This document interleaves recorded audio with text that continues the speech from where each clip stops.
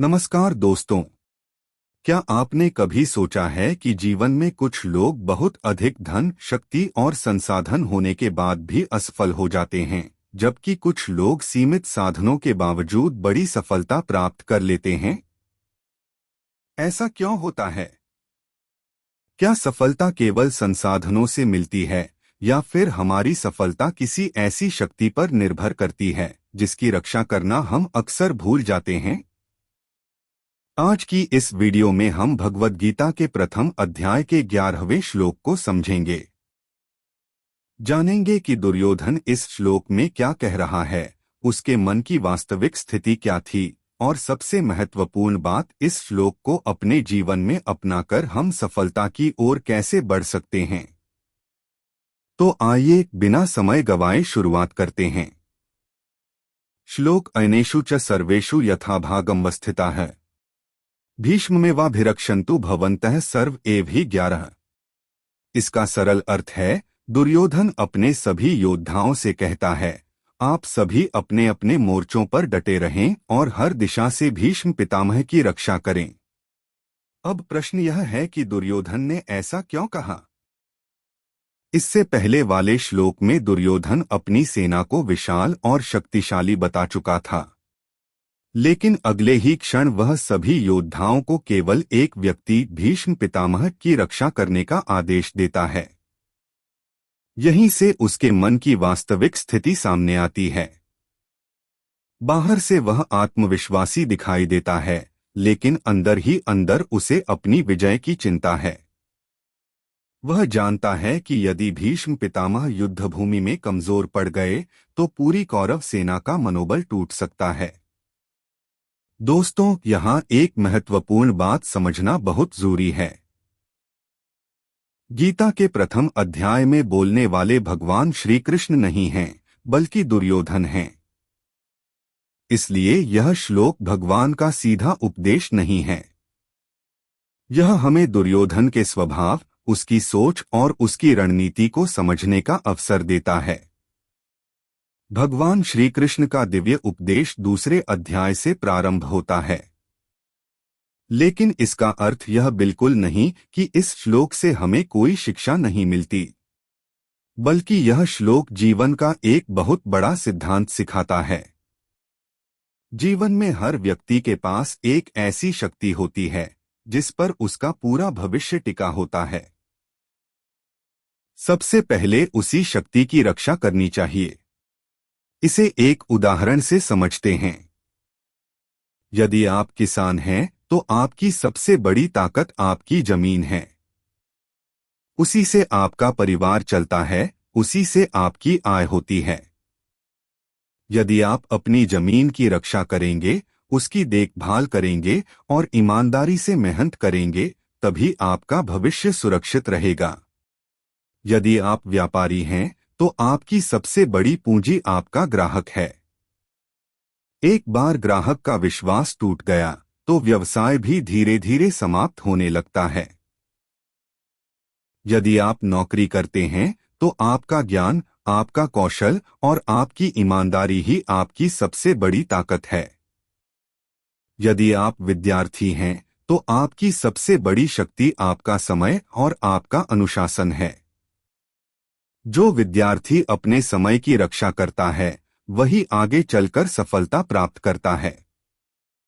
दोस्तों, दुर्योधन जानता था कि भीष्म उसकी सेना के सबसे महत्वपूर्ण व्यक्ति हैं। इसी प्रकार हमारे जीवन में भी कुछ लोग ऐसे होते हैं जो हमारी सबसे बड़ी पूंजी होते हैं।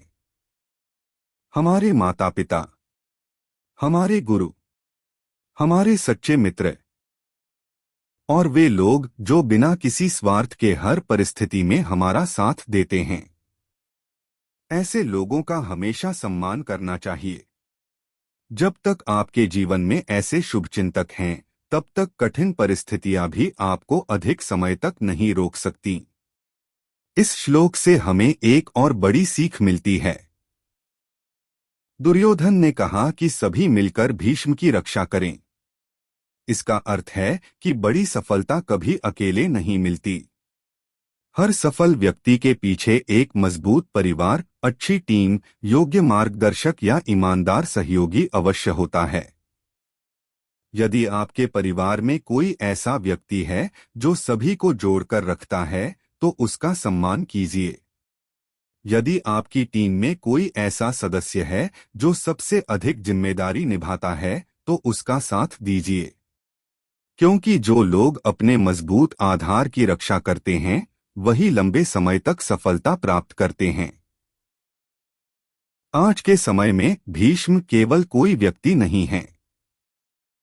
हमारे जीवन में भीष्म का अर्थ हो सकता है हमारा सत्य, हमारा चरित्र, हमारी ईमानदारी, हमारा अनुशासन, हमारा आत्मविश्वास। यदि हम इन गुणों की रक्षा करेंगे तो कठिन से कठिन परिस्थिति में भी डटे रह पाएंगे। दुर्योधन के पास विशाल सेना थी, लेकिन उसका मन शांत नहीं था। इससे हमें एक और महत्वपूर्ण शिक्षा मिलती है।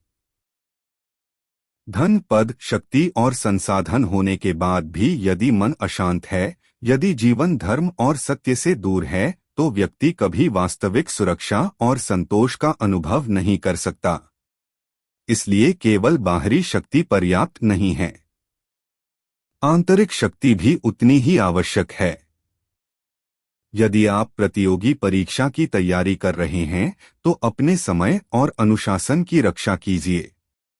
यदि आप व्यवसाय कर रहे हैं, तो अपने ग्राहकों के विश्वास की रक्षा कीजिए।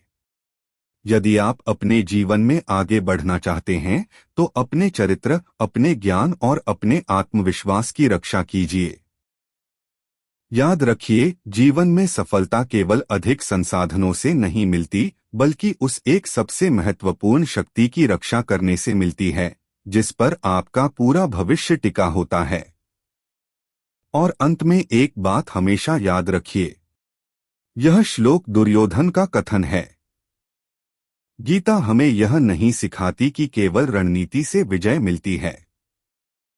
गीता हमें सिखाती है कि रणनीति आवश्यक है, लेकिन अंतिम विजय हमेशा धर्म, सत्य, सही आचरण और ईश्वर के मार्ग पर चलने वाले व्यक्ति की ही होती है।